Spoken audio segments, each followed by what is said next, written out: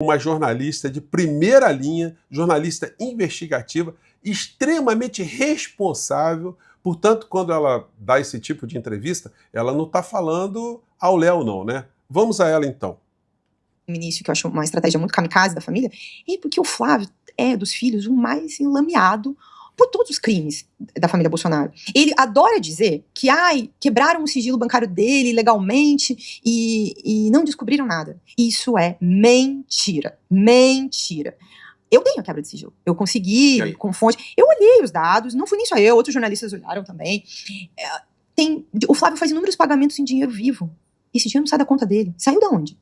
O boleto que pagava as filhas, a escola das filhas do Flávio, o boleto que pagava a escola das filhas do Flávio, não saía da conta do Flávio nem da mulher do Flávio. Da onde vem esse dinheiro? Se ele é pago em espécie? Alguns vários R$1.000. Como é que o Flávio pagava o IPTU dele em dinheiro vivo se ele não sacava de dentro da conta? Não vai aparecer, não. Então, é que aí você vai fazendo o match, então tem mais de 200 boletos pagos, nenhum deles foi com saque da conta do Flávio. Sendo que também pessoas, ex-funcionárias do Flávio, prestaram depoimento, no caso, para o Ministério Público do Rio de Janeiro, confessaram o crime. Confessaram. Sim, eu entreguei dinheiro ao Queiroz, era obrigada a entregar cerca de 70%, 80%. Isso para além da história das gravações que eu te falei. Porque essa gravação que eu tive, eu publiquei num podcast que eu fiz antes do livro, que chama A Vida Secreta de Jair. Essas gravações estão aí, quem quiser ouvir, fica à vontade. Depois até mando pro pessoal ali, pra vocês botarem um pedacinho. Gente, a Juliana não está inventando nada. Tudo isso está nos autos que ela investigou. São provas, são fatos que estão devidamente comprovados e documentados. Que mostra como a cunhada tinha morrido de medo do Bolsonaro. Que se descobrisse isso, se sentia aterrorizada. Agora, essas pessoas prestaram depoimento, a quebra de sigilo comprovou, e o Ministério Público do Rio de Janeiro acusou o Flávio, denunciou o Flávio por um desvio de pelo menos R$6 milhões. Pelo menos. 6 milhões foi o que eles conseguiram contabilizar. Isso está muito longe de significar o todo. E, Vilela, tem um episódio que é o mais chocante, que é uma história que eu apurei uma parte quando eu ainda era repórter do Globo, e uma segunda parte eu consegui saber há pouco tempo, quando eu já estava no ICL. Quando o Flávio e o Carlos começam a vida pública deles, como deputado e como vereador, eles montam, criam, alugam um cofre dentro do Banco do Brasil, lá no Rio de Janeiro. O Banco do Brasil tinha uma agência para quem quisesse guardar itens dentro. Então podia guardar, sei lá, uma joia, algum dinheiro em espécie, alguma coisa muito valiosa que você não queria guardar em casa.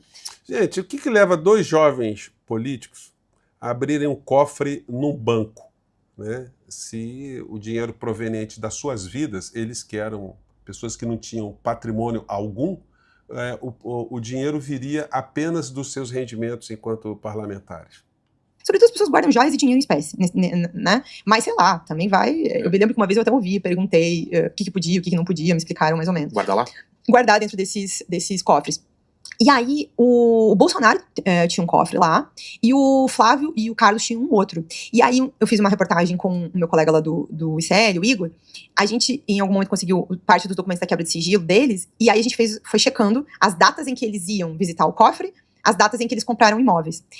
O Flávio... Vocês sabem que cofre é um bicho muito sentimental, né? Você tem que visitar o cofre de vez em quando. Porque se você não visita o cofre fica deprimido, né? Fica fraquinho, né? Vai fazer visitas ao cofre pouco antes de comprar 2 apartamentos em Copacabana, eram kitnets. No papel, ele botou que as 2 aquisições saíram R$320 mil. Foi isso que ele contou na escritura. Inclusive, até queria, só para não falar o número errado... Mas... No ano de 2012, vamos guardar esse tempo. Vou até dar uma checada aqui, mas quase certeza que é 320 mil. E ele faz esse número, faz essa escritura, comprova a venda, e aí, pouco depois, a pessoa que vendeu para ele, ou seja, quem tem que receber esse dinheiro, vai no banco para depositar não só os cheques que recebeu, como R$600 mil em dinheiro vivo.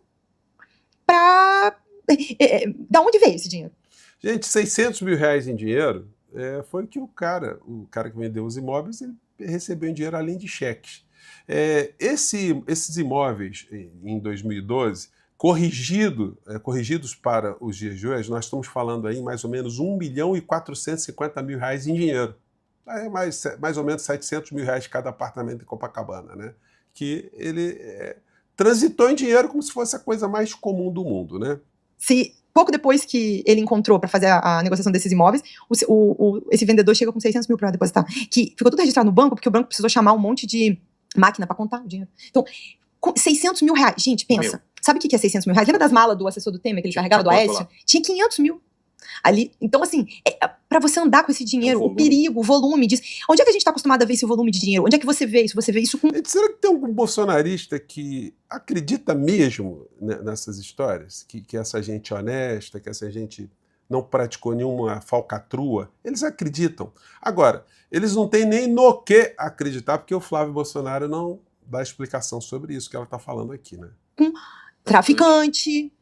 Você vê isso com o crime organizado mais podre possível, né?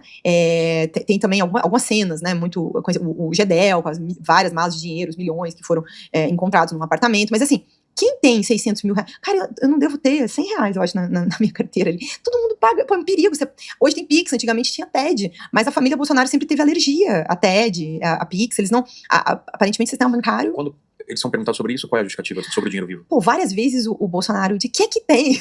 O Bolsonaro mais de uma vez falou isso. Normal? Como se ele quer normalizar o que tem, o que tem demais? Qual o problema, sabe? O Flávio conta uma historinha triste, aí ele quer dizer que ele foge. Ele fala porque ele vai passar aqui, Ele vai passar aqui? Vai passar aqui, vai ser sabatinado, você vai ser uma das escolhidas para sabatinar. Poxa, pode vir. Eu duvido que ele apareça se essas perguntas estiverem já mapeadas para serem feitas a ele. Duvido. Vou imprimir toda a denúncia do Ministério Público, aí você pode ir mostrando a documentação. Combinado? Combinado. Okay. Pode mandar.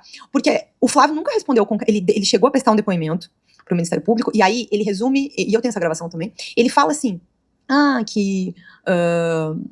ele guardava pouco dinheiro em casa, ele, né, essa aí acho que é do Gedel, né? Pra ter uma ideia do volume de dinheiro, né? São notas de 50 e de 100, né? Então, cara, a gente tá acostumado, eu lembro que quando eu vi essas coisas, eu ficava pensando assim, nesses dinheiros, eu lembrava de Narcos. Homer, difícil ter umas malas dessa de dinheiro aqui, né? Rapaz, eu não consigo ter nem aqueles cofrinhos de porquinho. Imagina uma mala. Você pode juntar aquilo, quando tá enchendo, alguém já quebra aquele porquinho. Meu filho também, a gente quebra quebrou o carro, tem que ir lá tirar o fundo, né? Olha só, é muito dinheiro, cara.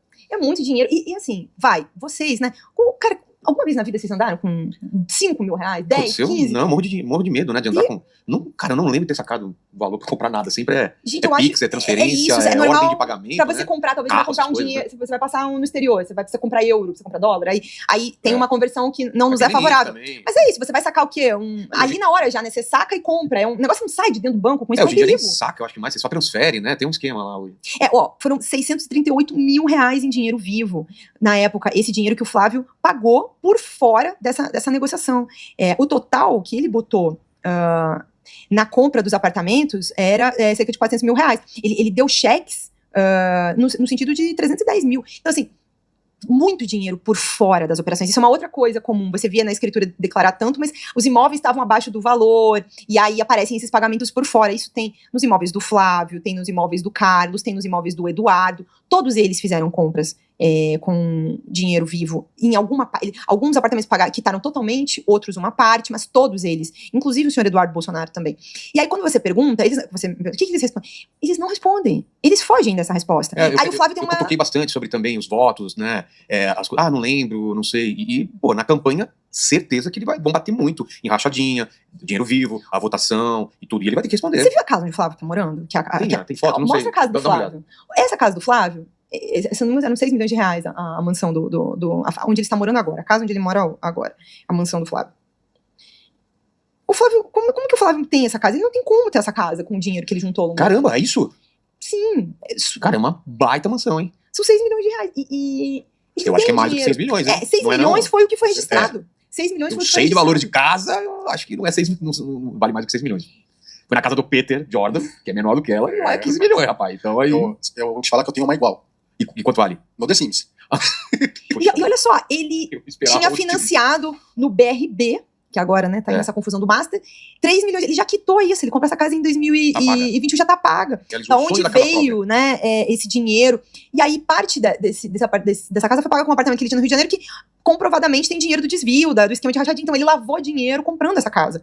E o Flávio, ele finge que não sabe que isso tudo aconteceu, ele conta essa história triste, não, me acusaram de muita coisa, não provaram nada. Não, sabe o que aconteceu no caso do Flávio? É importante que as pessoas saibam, elas entendam. O que aconteceu no caso do Flávio é igualzinho essa situação do Bolsonaro na Papudinha. O privilégio. o Bolsonaro, o Flávio Bolsonaro, estava sendo investigado na primeira instância, porque em algum momento o Supremo Tribunal Federal decidiu que acaba o mandato, acaba o foro. Então, isso tinha acontecido quando ele era deputado estadual, ele virou senador, então ele foi investigado na primeira instância.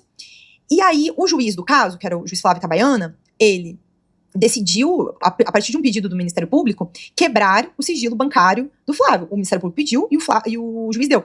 O Ministério Público fez um pedido de quebra muito extenso, mostrando todos os detalhes. O juiz, ao escrever a decisão, ele não se estendeu, Vilela. Ele escreveu lá 2 parágrafos dizendo que ele concordava com todos os indícios apresentados pelo Ministério Público e, por isso, autorizava a quebra de sigilo. Inúmeros outros casos no Brasil são iguaizinhos. Quebras de sigilo que andam dessa forma. Só que no caso do Flávio, a capa do processo deve ser mais pesada, deve ter umas estrelinhas, porque tem um nome lá, Flávio Bolsonaro. Aí foram discutir e reclamar da formalidade como o juiz deu essa decisão. O STJ cassou essa decisão, anulou a decisão de quebra de sigilo, porque o juiz deveria ter pegado a petição do Ministério Público e ter explicado um pouquinho melhor. Então, olha só, eu concordo com isso aqui que o Ministério Público diz, babá, e não ter escrito simplesmente só 2 parágrafos.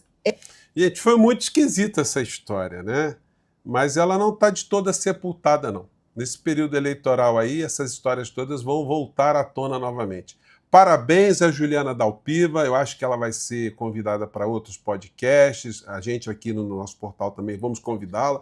Tem muita coisa interessante para aparecer nesse processo, né? Eu fico por aqui, mande seu comentário, a gente volta no próximo portal. Tchau!